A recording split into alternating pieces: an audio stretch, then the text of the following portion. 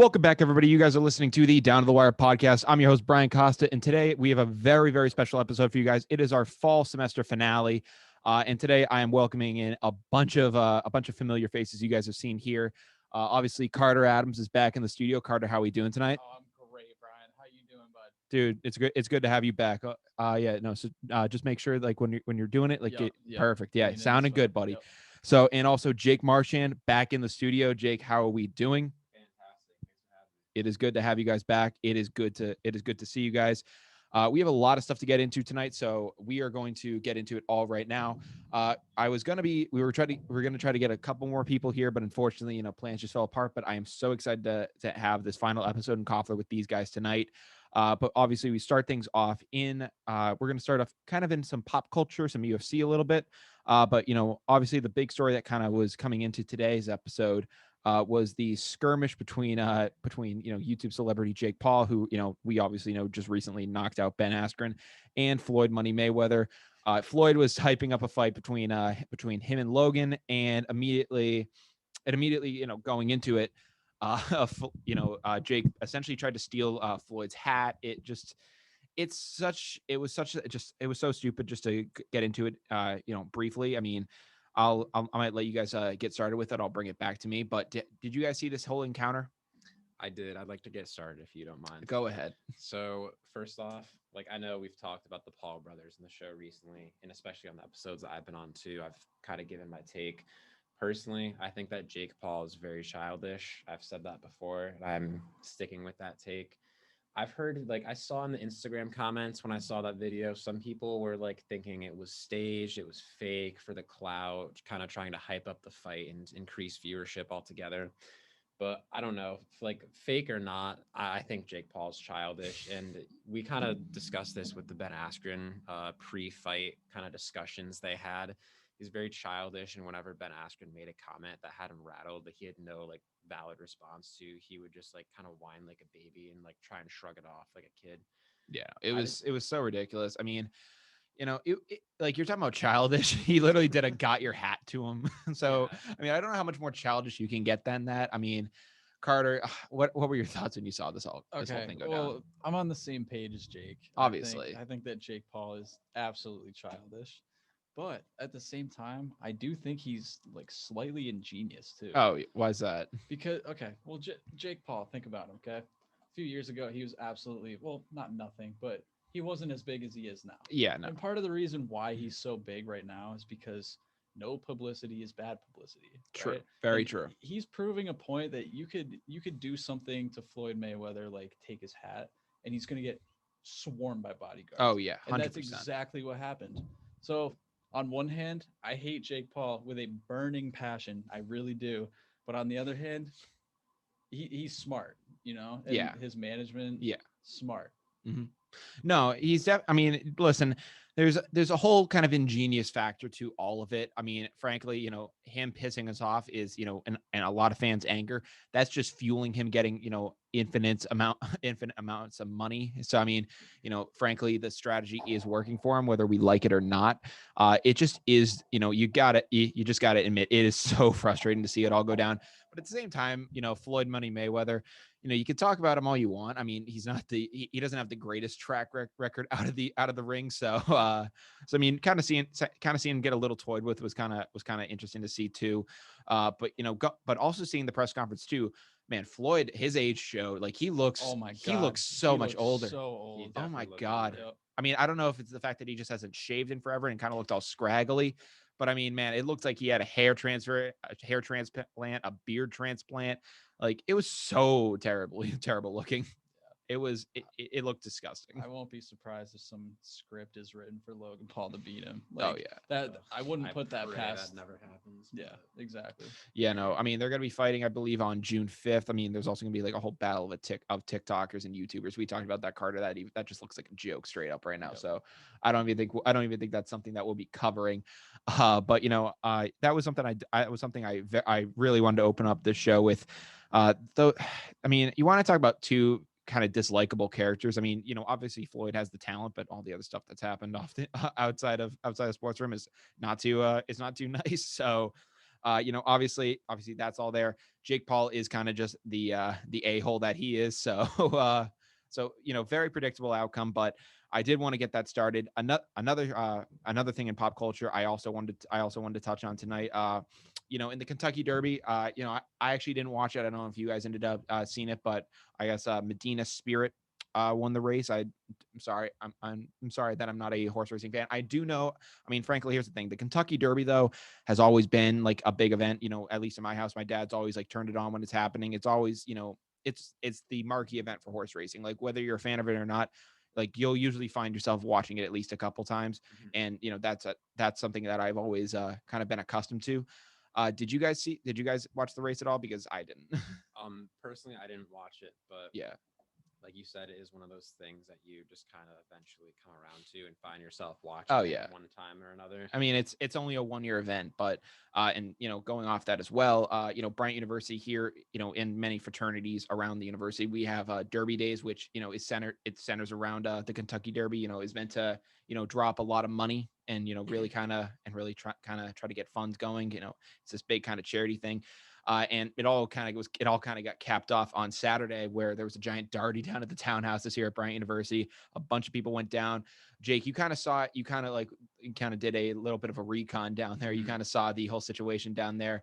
What was your impression of the Derby Days going on here?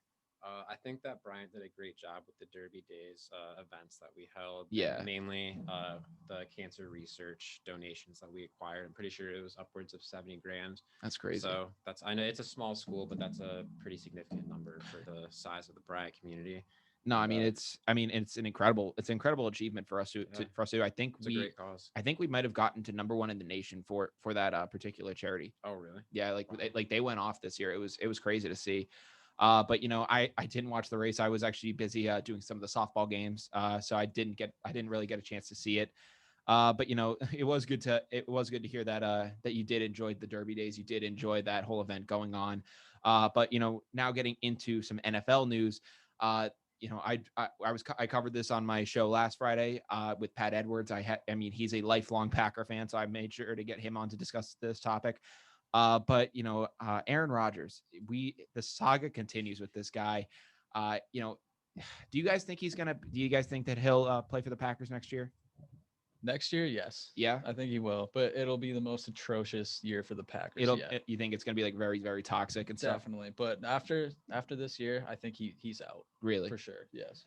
I don't know. I kind of agree with that. Like, I think he will be on the Packers because like the beef that's going on, or him not wanting to return, like that kind of came out of nowhere, and like you can't expect to land at another team without planning.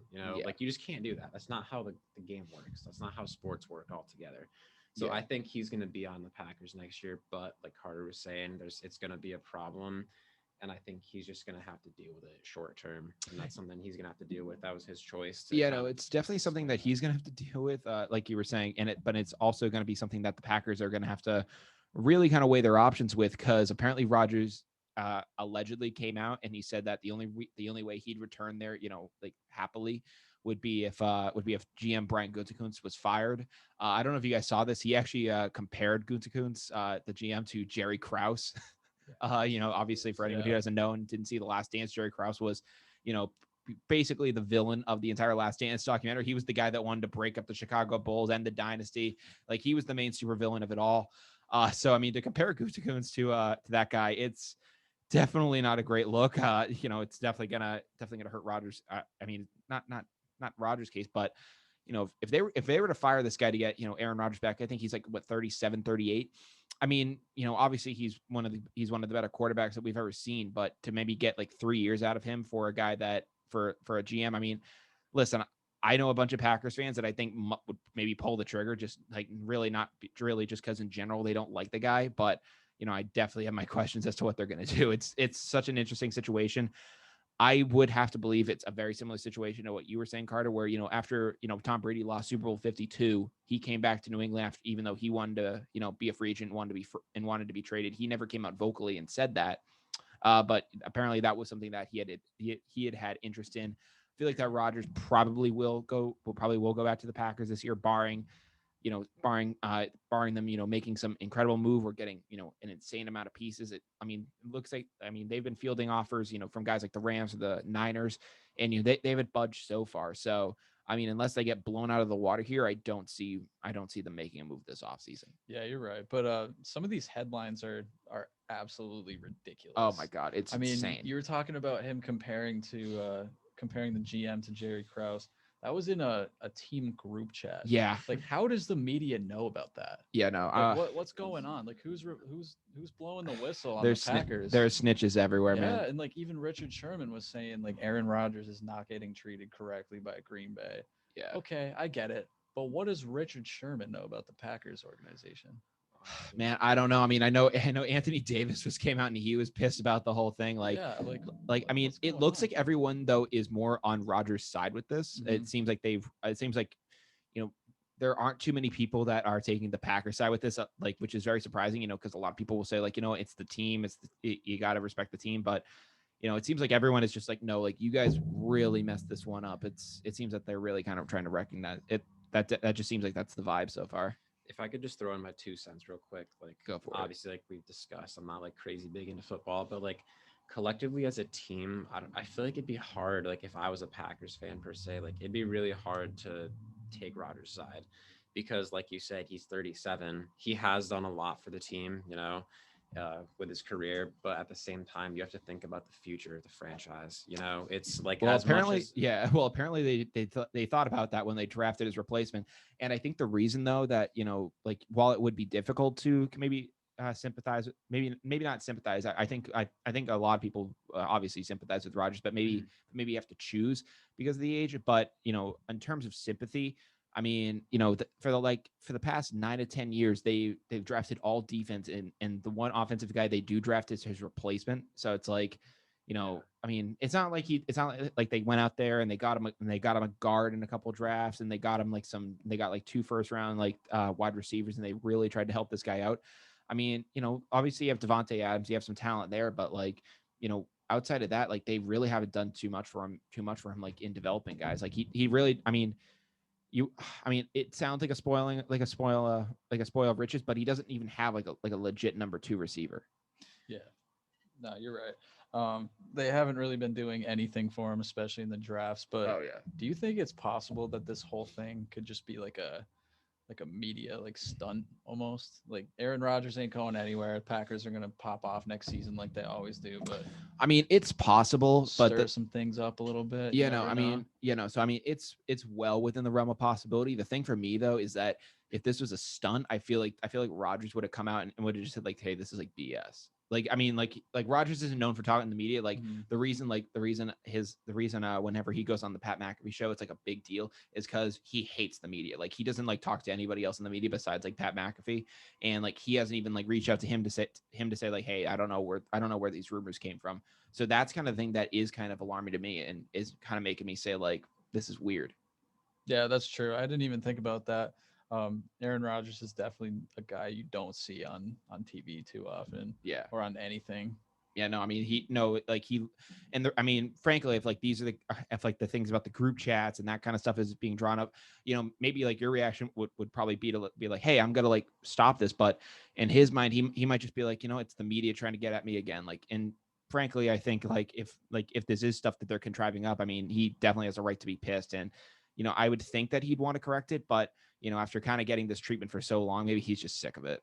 Yeah, no, he's got to be sick of something up there because he's too damn cold. Yeah, no, you're right. It's too damn cold up there. But it's going to be so interesting to see what happens to Rodgers this offseason. I'm obviously going to be covering this story as it develops like through the summer and, at different points like that.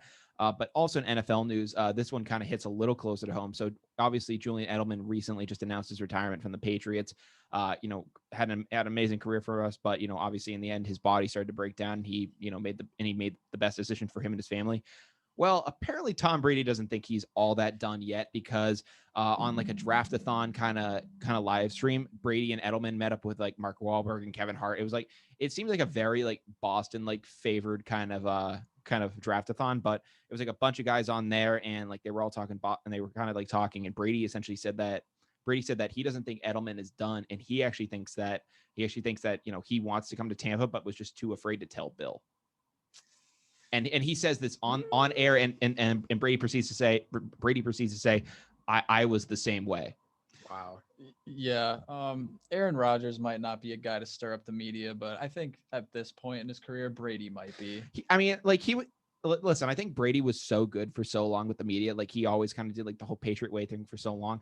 And, the guy's 43, going to be 44 next year. I think he's just trying to have some fun. No, you're right. He like, flipped a huge switch. Oh, yeah. I mean, he was never like that before. I mean, I always knew he had like a fun element to him, but I knew he had to keep it reserved here, but he's really kind of flipped it and is just saying like, what, I'm going to have fun with the media here. I'm going to, really kind of drum up some stuff here, like you were saying. Okay. But being completely honest, in my opinion, Edelman, he's done.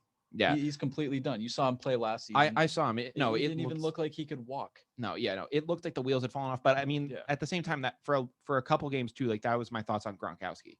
That's true. That's what I was gonna say. Go ahead. No, you can go. Yeah. Whatsoever. But like, my first thing like that I thought when like you said this was like, is he pulling a Gronk? Because again, we've seen like Tom Brady, like the biggest part of his career was showing that he can win a Super Bowl ring without Bill Belichick, and so maybe Edelman wants to do it too. Yeah. I mean, it's very possible. I know when Brady originally signed in Tampa, like he tweeted out like a bunch of stuff about being like sad about it and like, really being upset at it. So, and like that surprised me too, because I was like, wow, like Edelman might just like leave after this. Like he might just be so down in the dumps and he might really just try to leave. But I mean, like, listen, when Gronk got injured too, and he gave that retirement press conference and he got very emotional. And he literally was talking about how his body gave up on him and like how he just didn't think he could do it anymore. I thought maybe like, maybe he could come back with the Patriots. That it was such a thought so far out of my mind. I was just like, this guy, he gave up everything for football and he put his body on the line, and now it's just coming back to haunt him. I mean, he had so many injuries throughout his career with New England. Obviously, he had the broken arm at one point. He tore his ACL when TJ Ward, that scumbag, went into his knee. I hate that guy. Went into his. I couldn't tell. Oh yeah, TJ. I mean, Gronkowski in New England was my favorite player. I mean, love Brady, but Gronkowski was my favorite guy. And I still like him that he's in Tampa. Like, and that really hasn't changed my outlook on him too much. I mean, obviously it kind of threw me for a loop, thinking like, hey, like you really said like your body had given up on you, but you did like a CBD commercial and now you're good to go. Like, it did kind of catch me for a second, but I still like the guy. Edelman, I mean, obviously also has had his fair share of injuries. That just seems to be the New England style of play. It's very aggressive, very it really just sacrifices your body a lot. There's not too much it's not like a Julio Jones where it's going out like that. It is kind of a very it's just a very aggressive in style, which suits New England well. Yeah, you're right. But going back to Edelman a little bit, I didn't think there was any possibility of Edelman wanting to possibly take a year off and then go sit the bench in Tampa just to get another ring when he already has 3. But then you mentioned Gronkowski. I'm like, he did just that. Yeah, no, he did the exact same thing. He literally took a year off. And I mean, frankly, like, I mean, listen, Edelman's not going to, if he was to go to Tampa, he wouldn't be used in the same role that he was used here. He'd be used as like a red zone guy, a guy on third downs, where Brady went to him the most. Like, on first down, Brady liked to, try out other weapons, but when he needed a guy, it was Edelman. And I feel like if you bring him in there, you play him, for like, if you can get 8 games out of him in the regular season and then just have him roll for the playoffs, that's a good deal. Like if you could get him for half the regular season, win. But, but if he does do that though, and after he released all that Foxborough Forever gear, I mean, listen, I was able to accept Gronk going down, and like, listen, I love Edelman too, but if you release all that Foxborough Forever gear and then you proceed to like then go to ring chase, that's gonna put a sour taste in my mouth. I gotta say. No, I'm gonna have to agree with you, and that's like 2 out of my 4 Pats jerseys gone right there. Oh yeah, outdated. Actually, it was funny. I found like an old Gronkowski shirt of mine that I never had worn. I was like, wow, like I forgot that I had this. Like I just found that like yesterday in my closet, which was funny. I also, like, we were cleaning out my brother's closet, and like there was like that Gronkowski shirt. It still fits me well. And then there was like a youth like Randy Moss jersey. I was like, why couldn't have this just been a bigger jersey? Like this would have been sick to wear. Would have been dope. Oh yeah, it would have been sick. But really hoping that I'm not saying like I hope he stays retired. I'm hoping like, but like frankly, like I'm just hoping that he doesn't go to Tampa more than anything. That's my big thing. I'm hoping that he isn't doing this like Brady says out of fear for like doing this to Bill. I'm hoping that when he says like he's legitimately done and wants to go be with his family. I hope that's sincere. Yeah, no, you're right. I hope it's sincere too, but you never know. Yeah, no, you really never do know. Another NFL player who might be making a comeback soon. I talked about this on my Friday show as well. Tim Tebow.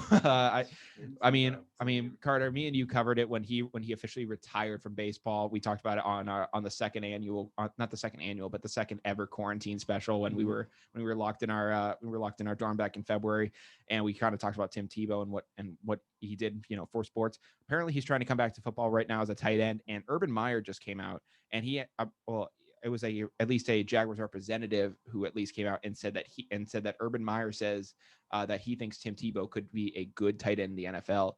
And man, I'm excited about that. I am excited about that too. And the fact that he tried out with Jacksonville too. Oh my God, it makes me believe that Trevor Lawrence got some hope because this new tight end might have some experience. Oh, definitely have some experience. And like, listen, I would love to see like whatever Wildcat packages that has. Like, I mean, obviously Tim Tebow is gonna have to bulk up to play some tight end down there. I mean, he's a pretty big guy in general, but you just you have Trevor Lawrence swing out wide, and then Tim Tebow takes a snap and does what he does. I'd love to see it. Yeah, I'd love to see it too, because Tim Tebow is a personality that I personally miss in the NFL. But that playoff run with the Broncos, legendary, dude.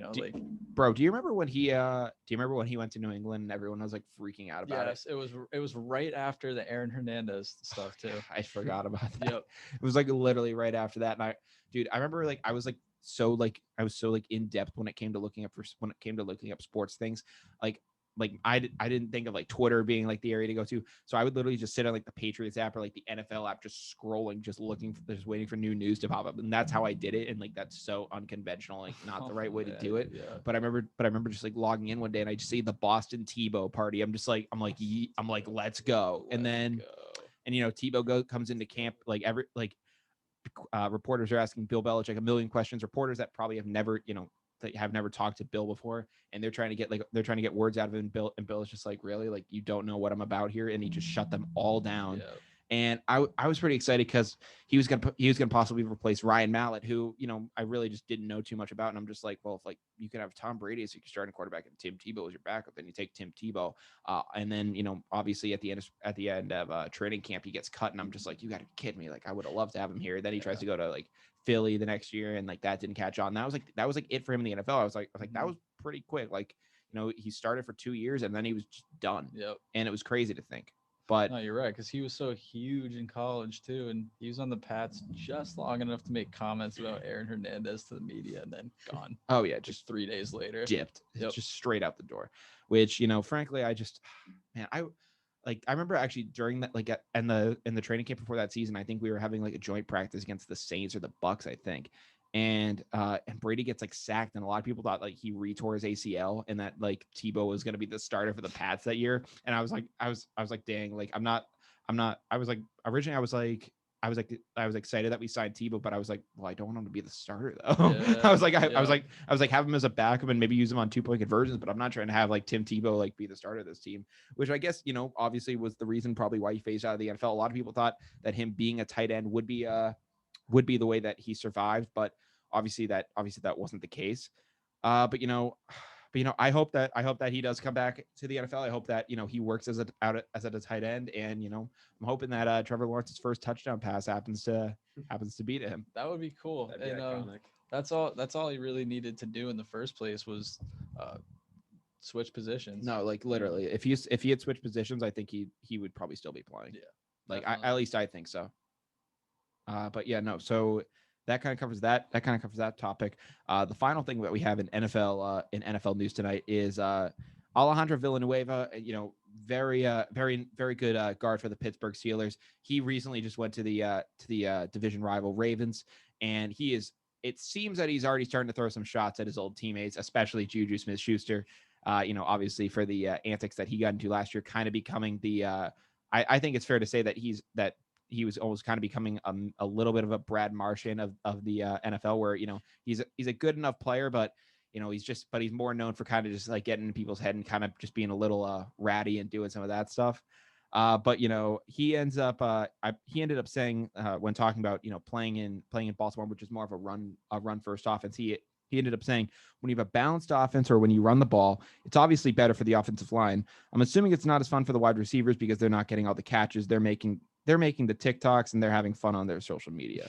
And he said that, and immediately everyone is just like, is he kind of just like playing around? Like, was that one of his friends where it's like he kind of burning some bridges there? I think it's the former. I was hearing some NFL players saying like, oh, I think it's just just some fodder, like nothing crazy. But I don't know. I mean, I don't know.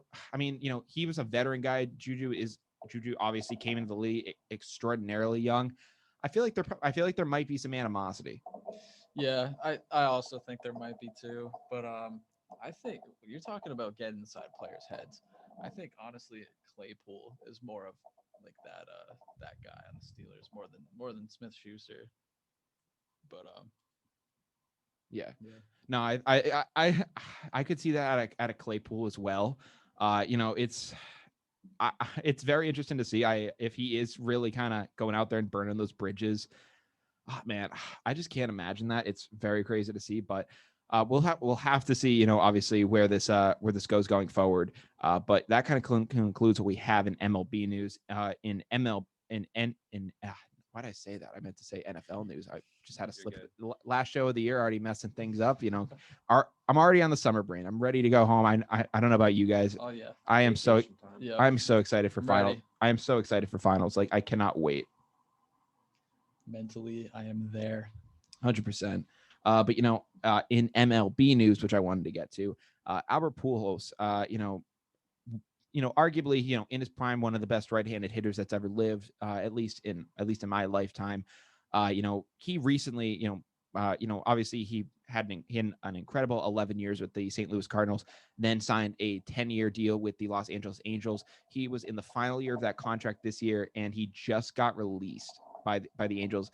He's hitting below the Mendoza line, which means below 200. He's batting like 190 something. So he only has like 3 homers on the year so far. I mean, which frankly, it is May. So, but it seems that the Angels are kind of just saying we're going to move on. But the thing that's surprising me is that Pujols is 41, and there were reports that he was retiring, especially because his wife originally had put out a post saying that this was going to be her husband's last season, and then that quickly got reversed to saying like no, it isn't. But but this kind of report came out, and he gets released. And the thing that's surprising me is like if he was done, I feel like he would try to. I feel like it would have just been a retirement, and then the release kind of just gets done behind the scenes, and like that's how you do the financials. Mhm. But it seems that, he hasn't come out and immediately just said, all right, well, no, I'm retiring because of this. Like it wasn't like the Julian Edelman thing where they said like, oh, we're voiding your contract, and like there was kind of a little bit of limbo, and then he announced it. It's been a couple days, and I'm just wondering like. I'm wondering, does this guy still want to play, or or do you think that he's 41 years old, his lower half, for the past couple of years has been gone. Do you think he's sticking around, or do you think it's time, or do you think he hangs him up here? Well, I think he definitely should hang him up here. Yeah. But like you said, I don't know why they would go about the release thing like that. Yeah, no, I mean, obviously money plays into it, and he's not performing in the final year of this contract. He signed, at the year, I think it was like a $250 million 10-year contract. It was massive at the time when he signed it. I think it was if it wasn't his, like another was like it became like the largest contract in baseball history. It was an enormous contract at the time when he signed it. I frankly don't know what's going to be next for him.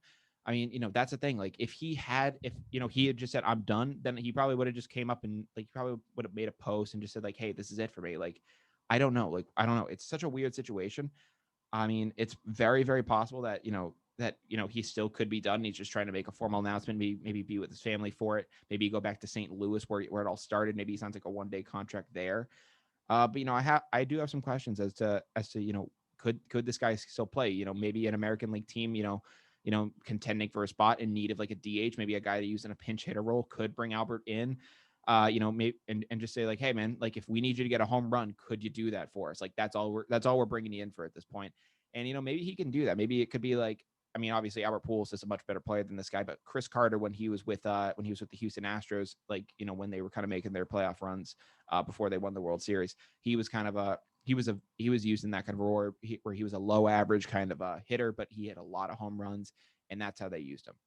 So I think Albert Pujols could definitely be used in that kind of a role.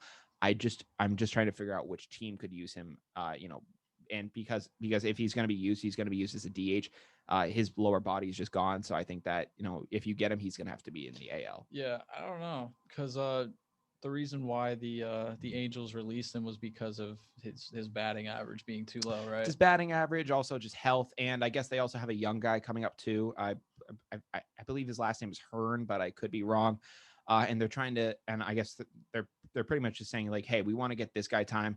And the other issue as well is Shohei Ohtani, the superstar pitcher for them. He also can hit, but they're not trying to use him but they're not trying to put him in the outfield. So when he's not pitching, they use him in the DH role. So which, you know, which as Albert was getting older, that's where they were going to stick him. But they're not trying to put Ohtani in another position, and they want to get this up. They want to get this new young kid some time.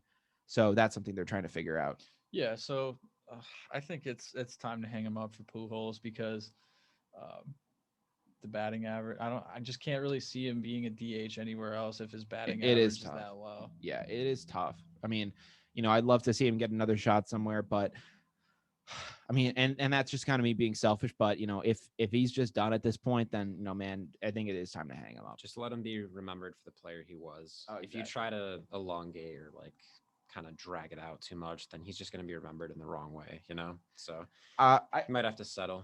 I wouldn't say it would be remembered in the wrong way, but I do see where you're coming from, where, you know, obviously you don't want it to kind of be just like, to be like, come on, man, like it's been over for a good couple of years now, which, you know, frankly, you could say he's trying to chase 700 home runs. Believe he's, you know, over like 30 away. He was really trying to, you know, chip away at that this year. When, you know, frankly, I wish he could, you know, get to 700 and really make a push at that. But it looks like he is finally starting to slow down, and it is a shame to see. But the other thing I wanted to cover in MLB news tonight, you know, after Albert Pujols, I can't wait to see what happens with him next. If he does retire, you know, congrats to him on a tremendous career. He went out there and he was a baller for those guys. But if he does, you know, decide to play on, I wish him the best of luck as well. But the other story I wanted to discuss in MLB news tonight was Baltimore Orioles pitcher John Means recently just threw a no-hitter. It was the 10th in franchise history. I believe it was the first time since like 1969, though, that it was a solo no-hitter, which, you know, as by one guy. The last guy that did it was Jim Palmer in 1969. This would have been a perfect game, but in like the third inning, this guy throws a breaking ball into the dirt, and it was a drop third strike, and it gets away, and the catcher kind of lollygagged and jogged to it as the runner managed to get to first, as, you know, the pitch skipped away. And people were trying to ask, hey, should this be a perfect game? Should this be a perfect game? And in my mind, I'm just like, no, it shouldn't. I mean, listen, you know, the idea of a perfect game is obviously, you know, it being 27 up, 27 down. There's no errors, no walks on the field, and it, you know, it is just pure perfection. You know, that guy comes up to the plate, he goes down. Like, that is the one consistent thing about a perfect game that you can match. Obviously, there have been, you know, controversial perfect games or perfect game attempts throughout history. You think of Armando Galarraga with the Detroit Tigers. He was 1 out or at least 1 strike away. It was a ground ball to Miguel Cabrera. Cabrera gets it, flips it to him at first. He had the guy out by a mile, and the umpire says he's safe. That ends the perfect game bid. He proceeds to go out there and strike the next guy out, or at least get him out. And it was one of the worst blown calls in history. Jim Joyce, I believe, who was the umpire at the time, came out and immediately said, like, I ruined that kid's life, and like he was so upset about it. But with this, I don't think it's a perfect game. Like, you know, a perfect game, you know, a no-hitter, 100%, you know, pitcher, like the pitcher has to go out there and they have to make sure that the guy doesn't get, you know, a good wood on the ball like that. You know, the fielders also have to make incredible plays too. But I feel like a perfect game is definitely more of a team centric kind of accomplishment. Obviously, the pitcher deserves the brunt of that because they went out there and they did it. But I feel like the team is more involved when it comes to a perfect game, just because, you know, everything has to go flawless. If a guy has an error, that ends a perfect game, but it won't end a no hitter. So I think that. So I don't think it should be a perfect game. But what do you guys think? I'll start. I definitely would agree that it should not be called a perfect game. Like you said, it's called perfect for a reason, Exactly. and it also Exactly. is a team effort. Like he did show up to play with from the pitching standpoint, but as like you said, everyone needs to contribute for it to fully be a perfect game. And I think like just even one person on base, like it's not a perfect game. Yeah, no, it's not like you can try to say you faced the minimum. You can try to say you did X. Oh yeah, the other thing I mentioned too was the guy who got on base. Because it was a drop third strike, he struck that guy out and he managed to advance to first. But the next pitch or something, I think he stole second base and he was thrown out. And it's just like, you got to be kidding me. And I'm just like, I feel like you should just send that catcher down to the farm system immediately. Like, dude, what are you doing? It was obviously it was the third inning, so like that wasn't like like the idea of a no hitter isn't in anyone's minds at that point. It's just like, hey, like let's just get through the lineup here. Like no one's thinking about it. It's not like it was in the eighth inning and this guy let it happen. So I mean, I'm not gonna put too much blame on him, but I'm just like, come on, man, like get on the play, like, and you could have had a perfect game. Like it would have been the first one since 2012. Yeah, I mean, that would have been huge. It would have been so huge. I mean, I've been banking on seeing another perfect game for forever because King Felix, Felix Hernandez was the last guy who threw one, and it was actually in Seattle where John Means threw the no hitter, and that would have been really cool to see. Yeah, no, you're right, but I'm definitely with Jake on this one. I don't think it's a perfect game. Me neither. Yeah, at all. Called a perfect game for a reason. It's exactly. got to be perfect. 27 up, 27 down. Yep. That's where I stand with that.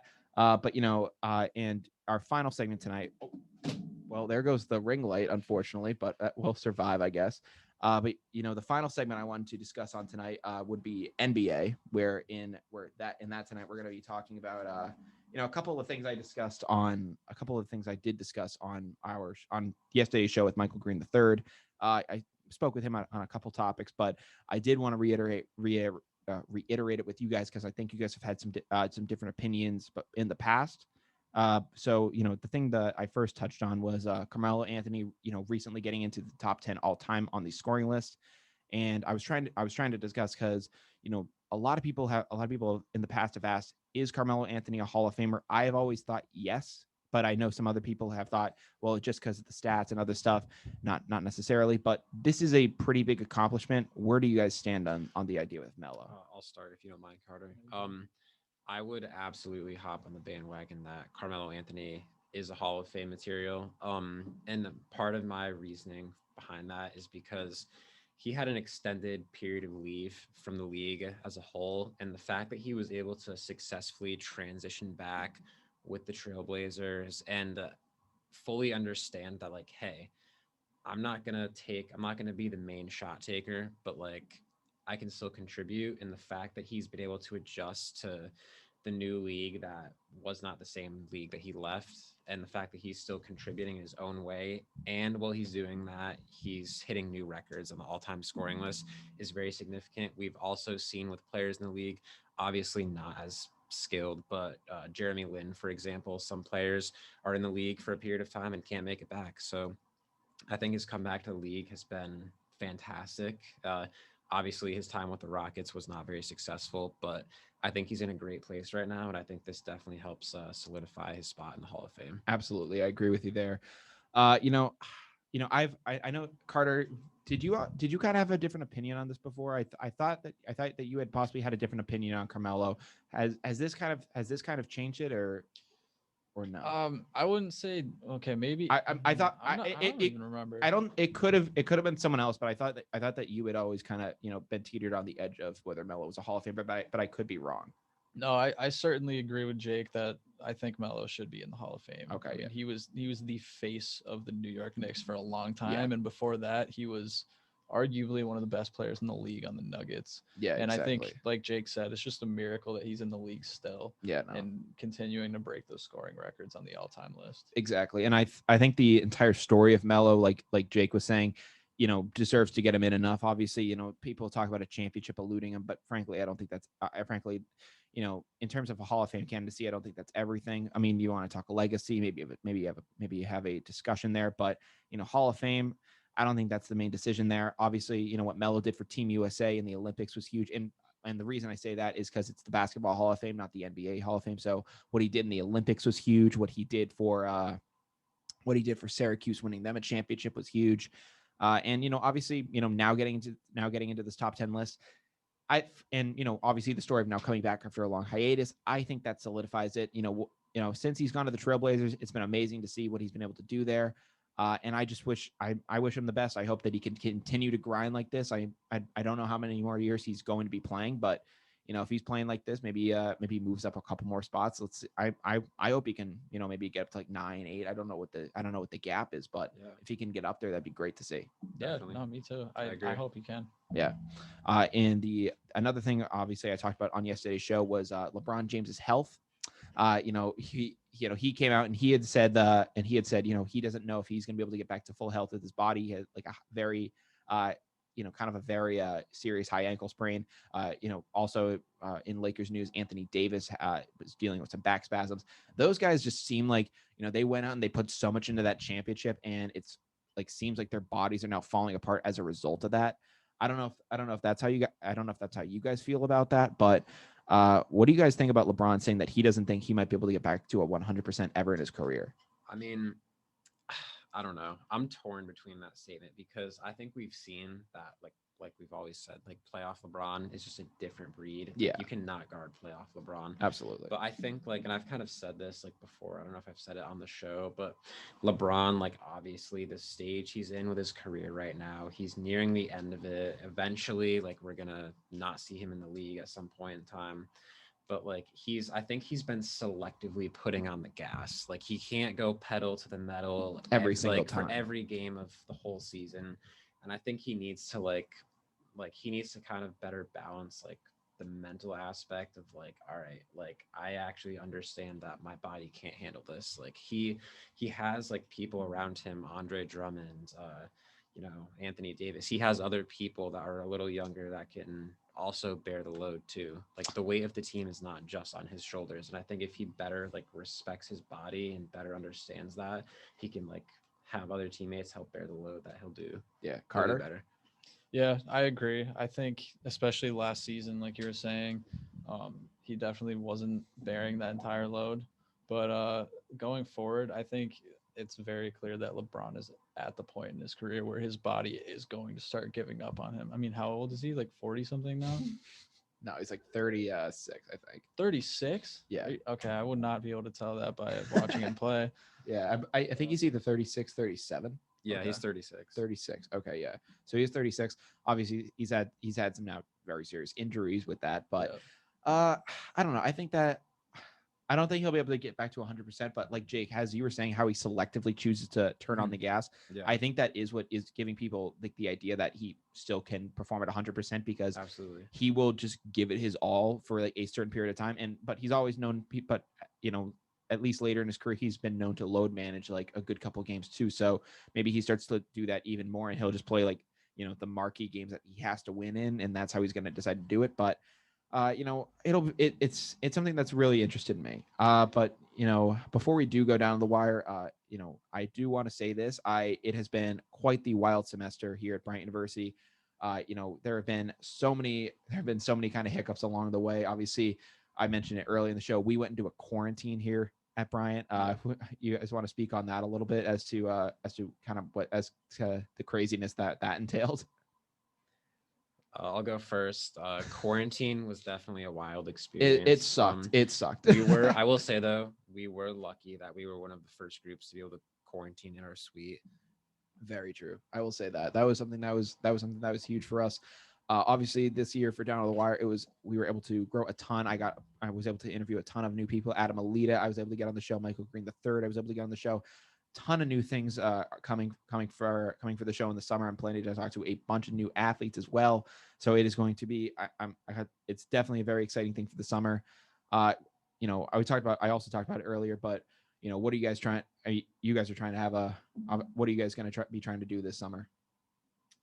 I don't really know. Yeah. When I get home for break, I'm going to be participating in a 5-mile road race. So nice. Aiming for top 3. There you go. Carter, what's on your docket? Oh, hopefully some beach trips, a lot of working, 100%. probably some hikes here and there, and just vibing, Dude, that's what I'm trying to do. I mean, with COVID last year, my big thing was just really just trying to get outside and do stuff there. And that was really great for me. I mean, just being able to get outside was, what I needed. And hopefully that's something I continue to do. I got a kayak that I'm going to hopefully be using this summer. I got a bunch of stuff that I'm going to, there's going to be some fun stuff in the mix. I can't wait to see what is next. But I think it is officially time to say, for the final time of the semester here in the Koffler Center, that we are now down to the wire, which means that we're going to go through everything we talked about in this past hour and send you guys off on this weekend. So obviously we opened things up on the show discussing Jake Paul versus Floyd Mayweather. Well, not versus Floyd Mayweather, they're not fighting each other, but we discussed the little skirmish they got into. Any final thoughts on that? Do you guys at all? I've said it before multiple times and I'll say it again. Jake Paul's childish. Yeah, the guy's. I'll leave it at that. I mean, I named an entire episode about him called "Send in the Clowns" for a reason. So, I've given my thoughts about it on a very public way. Yeah, exactly. Childish, but genius. Yeah. Then also in pop culture news, we talked about Medina Spirit winning the Kentucky Derby. We had Jake give his little review of Derby days. In NFL news, we discussed the Aaron Rodgers saga continuing as Rodgers compared Brian Gutekunst, the general manager there, to Jerry Krause. We discussed Tom Brady trying, kind of coaxing Julian Edelman to get him to come back to football and play in Tampa with him. We talked about Urban Meyer believing that Tim Tebow would be a good NFL tight end, as well as former Steeler lineman Andre Villanueva. Kind of doing a little, kind of putting a little jab out there at JuJu Smith-Schuster. Something I missed at touching on that we'll kind of do real quick is Brady did come out in that draftathon too, and he also said that he'd be willing to he would take that perfect season back in exchange for like 2 of the Super Bowl rings. So like he would rather have 5 Super Bowl rings in that perfect season over the 7 that he has now. What do you guys think about that?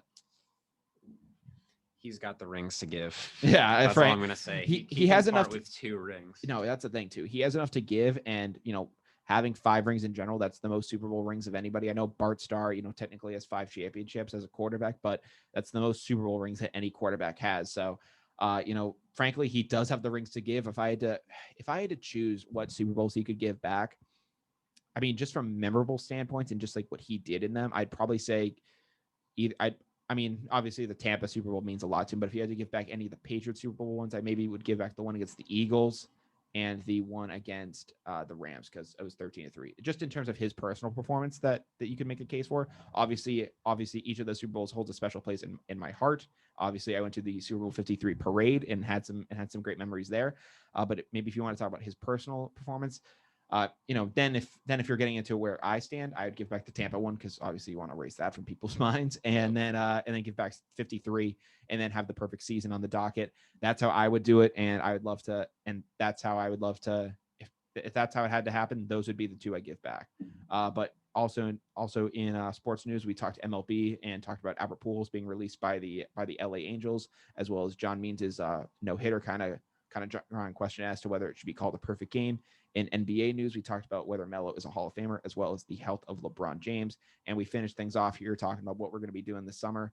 But we thank you guys so much for what you've done for us all throughout the year. If you guys aren't following us on social media yet, make sure you do that. You can follow us on Spotify, Facebook, YouTube. But the main hub to follow everything is our Instagram. You can follow that at down.to-the-wire on Instagram. Again, at down.to-the-wire. On radio, you've been listening to WJMF 88.7 HD2 Smithville, Providence, or you've been tuning in at WJMFradio.com. We thank you guys so much for coming in again. But from Down to the Wire, I'm Brian Costa. I'm Carter Adams. I'm Jacob Marchand. And we hope you guys have a great night, great weekend, and I'll be back for some summer sessions. I cannot wait to see you guys again. Take care.